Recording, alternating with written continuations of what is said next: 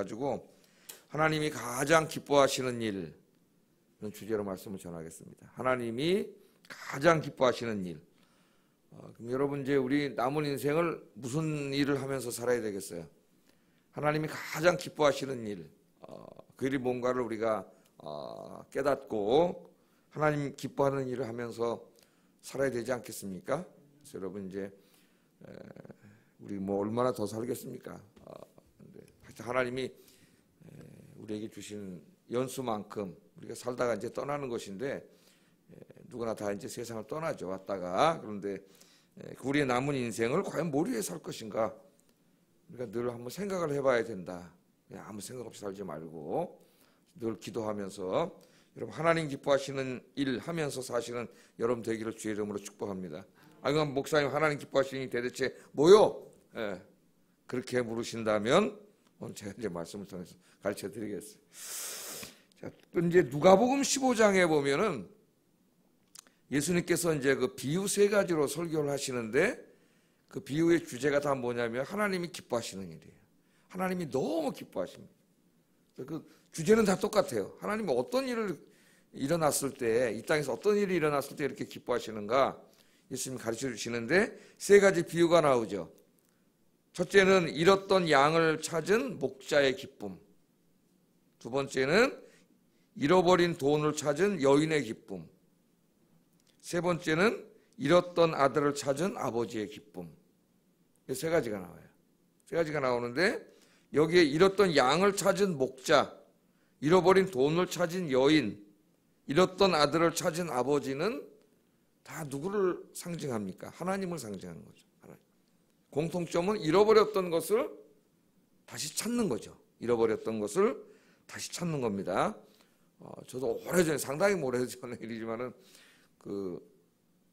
제가 이제 만년필, 필기도구를 좋아하는데 만년필을 상당히 좋아해요. 만년필을 지금도 씁니다. 설교 초안 이런 걸 다 이제 직접 만년필을 쓰고, 나중에 그걸 컴퓨터로 이제 옮기고 확장하고 이렇게 아이디어 떠오르면 다 만년필로 쓰는데, 그 만년필하고 또 볼펜하고 이렇게 있는데, 그 굉장히 비싸요.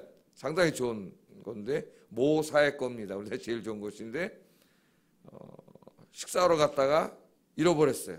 양복 여기다 보통 남자들이 끼고 다녀요. 요새는 안 끼고 다녀요. 절대 안 끼고 다녀요. 잊어버릴까봐. 필통을 하나 사가지고 넣어갖고 다니는데, 가방에다가 여기다 넣어가지고 딱 이제 벗어놓고, 여기 이제 옛날에 한우서역이죠. 거기 가서 갈비탕을 먹고 왔는데 없어. 밤에 저녁 때 집에 가가지고 설교 준비하러 이렇게 쓰려니 볼펜이 없는 거예요. 볼펜하고 만년필이. 둘 다 좋은 거예요. 굉장히 좋은 거예요. 그래 찾는데 없어. 그래가지고 내가 오다 떨어뜨렸나 보다. 그래서 여기 살 때, 제가 여기서 한 10년 살았는데, 이 동네 철거되기 전에, 거기서부터 오면서 후라시를 들고 밤에 그 밑에서 다 찾아가지고, 제가 움직이는 동선을 다 찾았는데, 없어요. 근데 그 다음날 아침인가 오전인가 정확히 기억은 안 나는데, 거기서 전화가 왔더라고. 거기서 전화가 왔는데, 제가 일어나고, 그 다음에 와서 식사하시던 분들이 거기 이랜드 회사가 있잖아요. 직원들인데, 거기 앉았다가 이걸 떨어지는 걸 찾아가지고, 이거 굉장히 비싼 건데, 알잖아요, 벌써. 딱 보니까. 몽블랑. 굉장히 비싼 거. 이걸, 굉장히 귀한 것 같은데, 이분이 이거 찾을 것 같다고 찾아달라고. 그건 다 예수 믿는 사람들이잖아요. 안 그랬으면 잊어먹었지. 거기다 맡겨놨다는 거예요. 그래서 우리가 막 이제 전화 잊어먹었으니 거기 혹시 있나 하고, 전화했구나, 맞아, 내가. 전화하는 중에, 있다고 그래서, 그걸 찾게 됐습니다. 야, 그게 그냥 볼펜이 아니라 그것이었기 때문에 지금도 저한테 있죠. 지금도 쓰고 있는데 너무 기뻤어요. 진짜 너무 기뻐가지고 그때서야 비로소 제가 이 누가복음 15장을 진짜 그냥 내 이 인생으로 깨달았다는 거 아닙니까? 설교는 했지만 그냥 잃어버렸다 찾은 기쁨 얼마나 기쁘겠습니까? 이렇게 설교를 했지만 이걸 진짜 내가 이렇게 정말 느꼈잖아요. 너무나 귀한 거 잊어버렸는데 이걸 찾았잖아요. 진짜 잔치를 열고 싶더라고. 아마 내 정확히 기억이 안 나는데 그날 뭐 커피를 샀으니 뭘 했을 거예요. 너무 기뻐가지고. 근데 오늘 여기 예수님이 잃어버렸다 찾은 세 가지 비유를 한번 여러분 누가복음 15장 이렇게 열어보세요. 누가복음 15장. 같이 성경 구절 몇 개 읽고 본문하고 연계해서 좀 설교하려고 하는데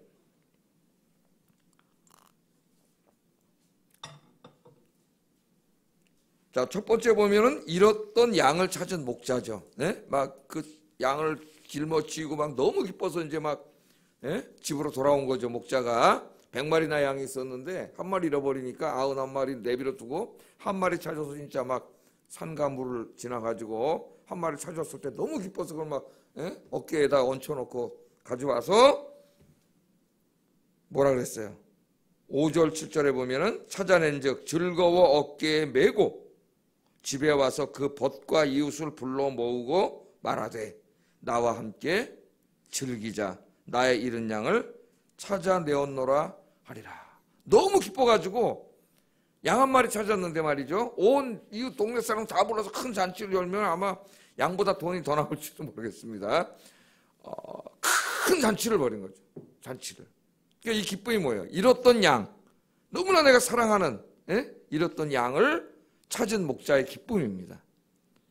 그 기쁨이 누구의 기쁨이라고 예수님 말씀하고 싶은 거예요. 바로 하나님이 기뻐하신 하나님의 기쁨이에요. 잃었던 한 양이 주님 앞으로 돌아올 때 하나님 이렇게 기뻐하신다는 거죠.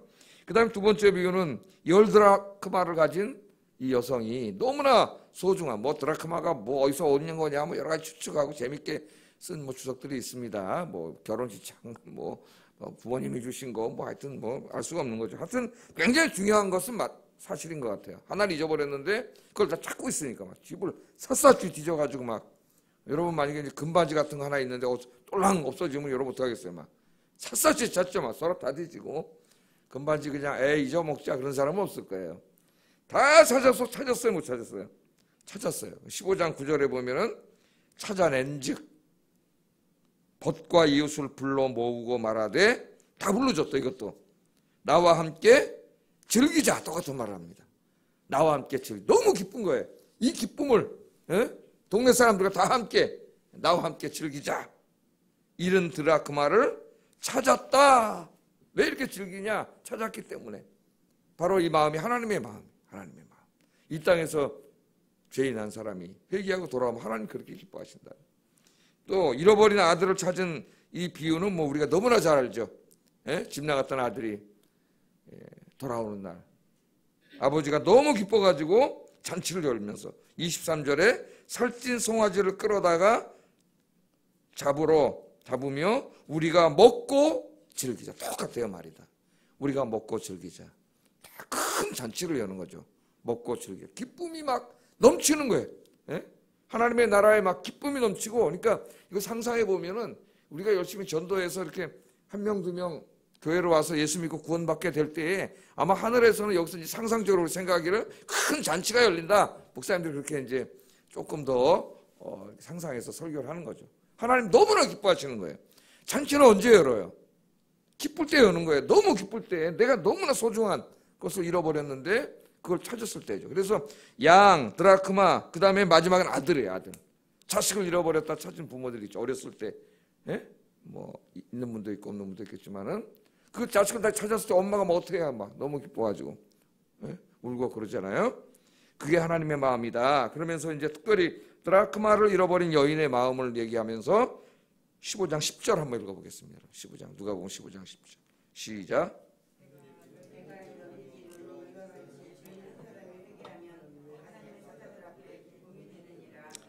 아멘.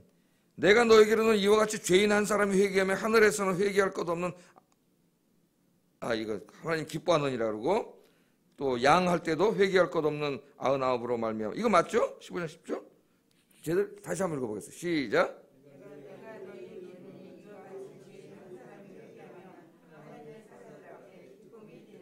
예, 하나님의 큰 기쁨이 누가? 죄인 한 사람이 회개하면. 그러니까 이 잃었다 찾은 얘기는 다 지금 뭐에 대한 비유예요? 잃어버린 사람은 누구예요? 원래 모든 인류는 다 하나님의 자식들이거든. 하나님의 형상으로 지음받은 다 하나님의 자식이에요. 모든 인류가. 그런데 탕자처럼 아버지를 떠난 거죠. 아버지한테 대들고 하나님 어디냐고 나가서 떠났는데 그 잃어버린 자식들이 돌아올 때 그게 죄인이죠. 하나님 떠난 죄인이 돌아올 때에 하나님이 너무나 기뻐하고 큰 잔치를 연다.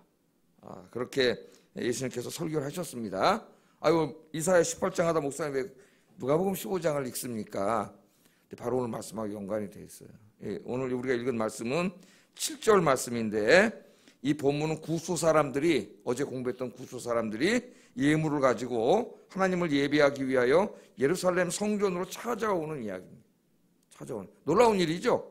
예? 하나님 알지도 못하는 그 구스 사람들이 오늘 예물을 가지고 하나님께 예배하기 위해서 성전으로 찾아오는 모습이에요. 7절 다시 한번 읽어보겠습니다. 시작.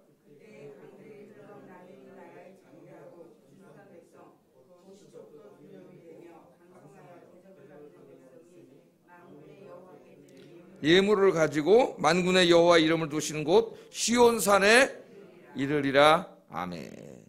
왜 지금 이 구스라고 하는 나라, 어제 구스는 어떤 나라라 했어요? 지금의 이디오피아 정도가 아니라 그랬죠. 그 당시 구스는 상당히 강한 나라라서 애굽을 침공해가지고 애굽을 점령한, 그래서 애굽 역사 중에 애굽 25왕조는 구스 사람들이 다스리던 시대라 그랬습니다. 그 얘기는 어제 말씀을 드렸죠.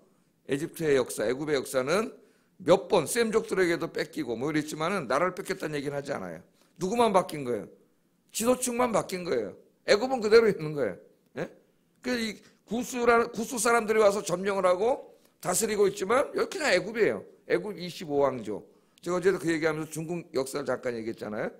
몽고인들한테 지배당할 때는 원나라라 그러고 오랑캐들한테 또 지배당할 때는 청나라라 그러지, 중국이 나라를 뺏겠다는 소리 하지 않습니다. 중국 사람들은 지배층만 바뀐 거죠. 한족은 그대로 있고 지배층만 바뀐 거예요.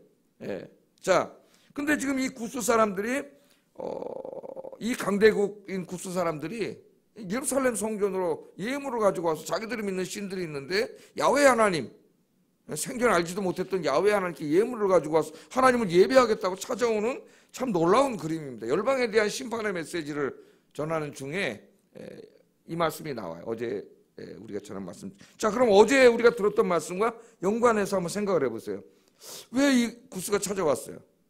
어제 우리 공부를 했죠? 아수르가 지금 남하 정책을 써가지고 계속 이제 아람, 북이스라엘 다 멸망시키고 지금 남유다까지 다 쳐서 멸망시키려고 대군이 쳐들어오는데, 유다가 멸망하면은 그 당시 구스인들이 이집트까지 다 지배하고 있었기 때문에 여기서 이제 구스라 그랬습니다. 애굽이라도 되지만 구스라 그랬어요. 이 나라가 위험하단 말이에요, 자기도. 이 대군들이. 그러니까 이제 사신들을 보냈죠. 사신들을 보내서 우리가 연합해서 같이 아수르를 막읍시다, 칩시다, 이렇게 사신들을 보냈는데 유다인들이 볼 때는 이게 웬 떡이냐, 안 그래도 우리가 이게 지금 위험한데 스스로 와가지고 이렇게 하니까 그 손을 잡고 싶었는데, 그때 또 하나님이 선지자를 이사야를 보내가지고 구스 사신들을 돌려보내라 그랬죠. 돌려보내면서 유다인들과 구스 사신들에게 하나님께서 산에다 깃발을 꽂고 나팔을 붓고 전쟁을 할 거다. 예? 이 전쟁, 아수르와 전쟁은 하나님 직접 하신다. 이제 그렇게 말씀을 하면서 돌려보냈어요. 그러니까 이 구스 사람들이 이 얘기를 듣고 이게 너무나 황당한 이야기잖아요. 예?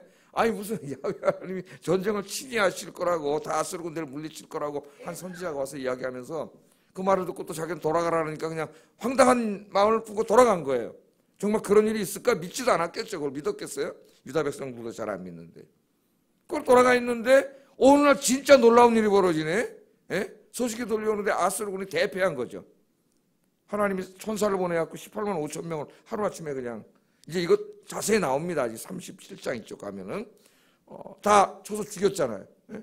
그리고 그 군대를 끌고 쳐들어왔던 아수르의 왕이 누구? 사네립이 전쟁에서 패하고 혼비백산해서 도망가가지고 니느웨의 성, 자기네 수도로 도망가서 자기들이 믿는 신전에서 제사를 지내는데 아들 두 놈이, 아들이 반역을 했어요. 아들 두 놈이 와서 죽여버렸어요, 지 아버지를.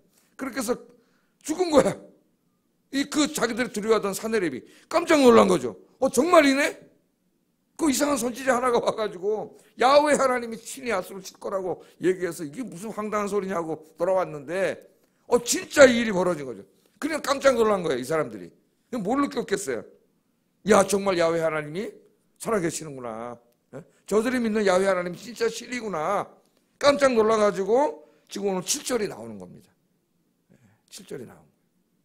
사신들을 다시 꾸려가지고 예물을 가지고 아수르를 다 멸망시키고 그 왕을 죽인 여호와 하나님을 찬양하고 경배하기 위해서 시온성으로, 시온산은 뭡니까? 하나님의 성전이 있는 예루살렘 성전이죠. 예루살렘 성을 다른 말로 시온성이라 한다 그랬어요. 시온성 또는 산성, 산에 있기 때문에 산성. 시온성, 예루살렘 다 똑같은 말이에요. 같은 장소로 말하는 겁니다. 자, 그런데 이 그림은 이사야서에 나오는 가장 큰 소망의 그림이에요. 하나님이 이사야를 통해서 하시고 싶은 메시지 중에 제일 중요한 메시지가 이 메시지입니다. 그러니까 이사야 전체제가 서론할 때에 이사야 전체의 주제는 하나님이 이스라엘이라고 하는 택한 백성들만 다스리는 게 아니라 온 열방과 세계를 다, 인간의 역사를 다 주관하시는 하나님, 이걸 가르치는 게 지금 우리가 그걸 배우잖아요. 열방에 주시는 말씀을 공부하면서 이면서 결국 마지막 때에는 메시아가 와서 구원이 이루어지고 온 세계 열방이, 단지 유다인들, 이스라엘 사람들만이 아니라 온 세계 열방이 하나님을 경배하기 위해서 예루살렘 성전으로 몰려오는 것, 그런 일이 있을 것이다. 그 이사야서의 굉장히 중요한 주제라 그랬어요. 그러니까 오늘 7절에 바로 그 주제 중에 하나를 어렴풋이 우리에게 보여주고 있는 겁니다. 그래서 제가 이걸 그냥 넘어가지 않고 오늘 아침부터 설교를 하는 거예요. 우리는 이미 이사야 2장에서 마지막 때에 온 열방이 하나님이 계신 예루살렘으로 몰려와 하나님을 예배할 것이라는 것을 우리 공부했습니다. 한번 찾아보세요. 이사야 2장 2절 3절.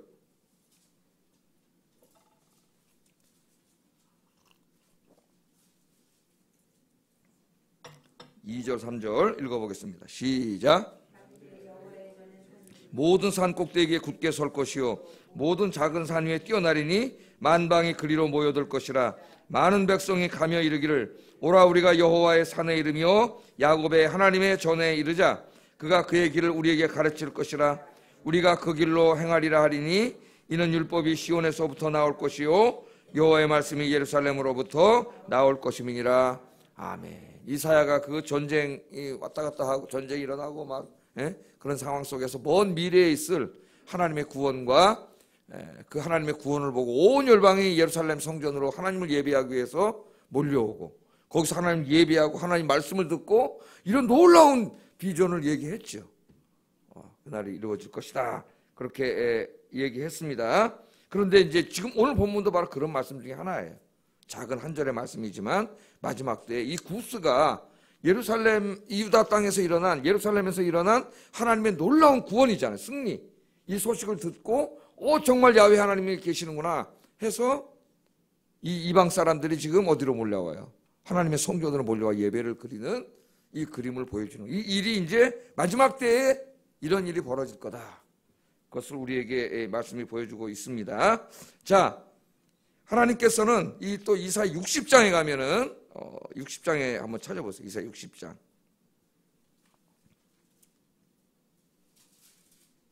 이 하나님의 백성들의 사명으로 이 말씀을 주셔요. 60장에 보면은 60장 1절 3절 같이 읽어보겠습니다. 시작.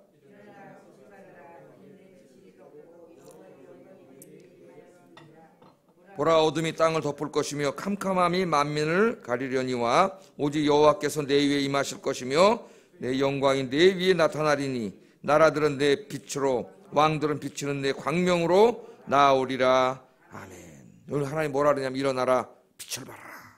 그렇게 말씀하거든요. 우리에게 하시는 말씀이에요. 단지 그 당시 유다인에게만 하는 말씀이 아니라 일어나라 빛을 발하라. 어두운 세상을 비추는 빛이 되라. 그래서 우리 예수님도 너희는 세상의 빛이라. 자, 깜깜한 곳에 빛이 비치면 어둠은 물러갑니다. 싸우는 게 아니에요. 빛이 비치면 어둠은 물러가요. 그런데 빛이 비치면 어둠이 물러가고 또 어두운 곳이 드러나요. 어두울 땐 잘 안 보이던 이런 먼지 이런 것들이 어두운 곳이 드러나요. 지난주에 우리 좀 이렇게 조명을 이렇게 좀 어두운 걸 망가지고 하도록 해서 이제 좀 고쳤어. LED 등으로 바꿨더니 너무 환해졌더라고. 갑자기 화장실이 너무 환해졌어요. 예? 그러니까 우리 선생님 들어가서 한 이틀 동안 계속 뭘 닦더라고. 왜 이렇게 닦냐니까 이 조명이 너무 어두워지니까 옛날에 어두운 조명 있을 때 안 보던 이렇게 끼고 막 그래 물때 같은 게 이렇게 다 있으니까 지저분한 거예요. 안 그럴 때 몰랐는데 환해지니까 LED 등이 켜지니까 다 보이는 거예요. 그냥 계속 닦아. 그게 어둠이 드러나 어둠도 물러가지만 어둠 속에서 보이지 않았던 어둠들이 드러나요.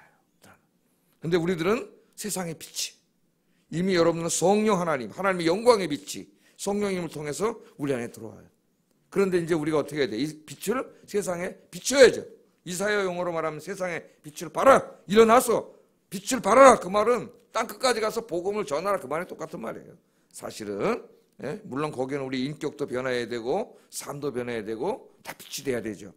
우리 예수님도 너희는 세상에 빛이라. 여러분 이미 빛입니다. 오늘 세상에 나가서 이 어두운 세상을 환하게 비추는 여러분 되길 주의 이름으로 축복합니다. 코로나 때문에 불안해하는 사람들에게 찾아가셔서 여러분이 생명의 빛으로 위로하고 그들의 영혼을 구원하는 여러분 되기를 주의 이름으로 축복합니다. 제가 설교할 때마다 이 이사야서 말씀이 나오면 사도 바울과 연계해서 말씀을 전했어요. 바울 서신을 읽어보면 사도 바울은 이사야서를 깊이 묵상하는 중에 오늘 이 말씀들을 다 자기의 소명으로 삼았습니다. 소명으로. 그래서 어떻게 따르했어요? 지금 이 이사야에 나오는 모든 그림들은 이사야 66장도 마찬가지예요. 이사야 66장의 제일 마지막 절이 어떻게 끝나냐? 온 열방이 하나님께로 오는 것으로 끝나요. 이사야 66장 또 한번 읽어보세요. 제일 마지막이 하나님 열방으로 열방이 저 섬에 있는 나라들까지 하나님께로 다 몰려와요. 그리고 어떻게 했다 그랬어요? 이사야는 그런 전도해가지고 그걸 문자적으로 하면은 예루살렘 성전으로 데려와야 되잖아요. 근데 그렇게 하지 않고 사도 바울이 이 말씀을 어떻게 했대요? 원심력적으로 생각을 했다 그랬죠. 그래서 예루살렘 성전으로 데려오는 게 아니라 자기가 돌아다니면서 하나님을 모르는 곳에 가서 전도해가지고 거기다 성전을 세웠죠. 성전을 세웠어요. 그리고 전도를 하면은 주일날 그 성전으로 예수 안 믿던 사람들이 몰려오는 거예요. 그 성전이 뭐예요? 교회예요, 교회. 그래서 사도 바울에게 있어서는 교회가 굉장히 중요하다. 교회가 바울 신학 읽어보면 교회가 굉장히 중요해. 한 개인을 구원해서 교회로 와요. 그러니까 이것이 어떻게 우리는 이루어야 돼요? 우리 아영교로 적용하면 이제 우리 성전을 졌잖아요. 이 성전의 주일마다 주변에 예수 믿지 않는 사람들이 몰려오는 꿈을 꿔야 돼요. 저와 여러분이. 이 비전을 가져야 돼요. 이 말씀이 그렇게 성취되는 거예요. 일어나라 빛을 발하라. 우리가 일어나서 빛을 발함으로 예수 믿지 않던 이 영적인 구수 사람들이 여기 이제 아파트 짓잖아요. 지금 뭐 전도할 꿈도 못 꿔. 어제 보니까 야, 희한한 일이 우리나라에서 벌어지더라고. 저 구리시 시장이라는 친구가 누군지 모르겠는데 이게 뭐 포상금을 걸었답니다.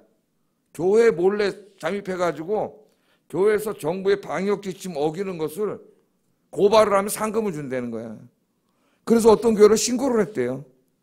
그래서 그 교회가 지금 난리 나가지고 아직 뭐 구체적으로 시에서 뭐는 안 왔는데 오면 가만 안 있겠다 이제 막 이래가지고 있는데 야 이게 지금 교회 스파이 잠입 교회 스파이 잠입 이거 뭐 서울시에도 뭐 어떻게 될지는 모르겠어요. 이 사람들이 이거 뭐 구청별로 뭐 어떻게 할지 뭐 모르겠는데 그 이제 앞으로 저 예부인들은 절대로 뛰지 마세요. 잘 앞으로 더 경비를 쳤죠. 이 교회 경비가 이상한 말인데.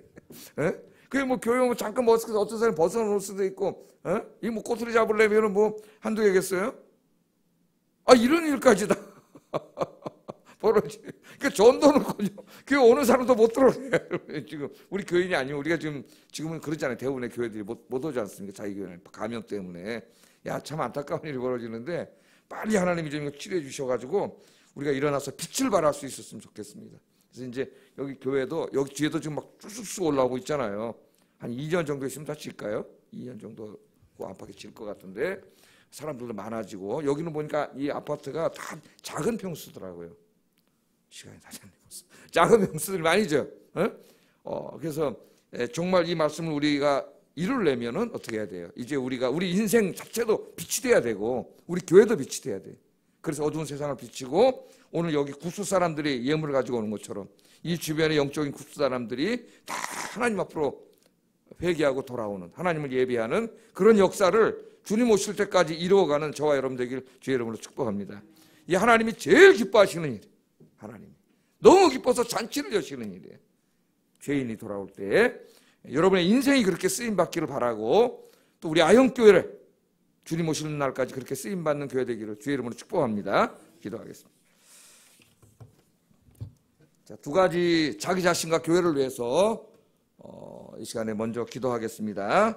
하나님 내가 빛이 되게 하셔서 이 세상의 어둠을 비추는 빛이 되어서 많은 영적인 구수 사람들을 구원하는데 내가 주님 앞에 갈 때까지 쓰임받게 하소서. 일어나서 빛을 발하게 하소서. 또 우리 아현교회가 이 지금 시온성으로 예루살렘 성전으로 구수 사람들이 몰려오는 것처럼 온 열방이 몰려오는 것처럼 우리 아현교회가 그런 교회, 많은 영혼들을 구원하는 교회가 되게 해주세요. 기도하겠습니다. 사랑과 은혜가 충만하신 아버지 하나님 감사합니다. 오늘도 이 귀한 말씀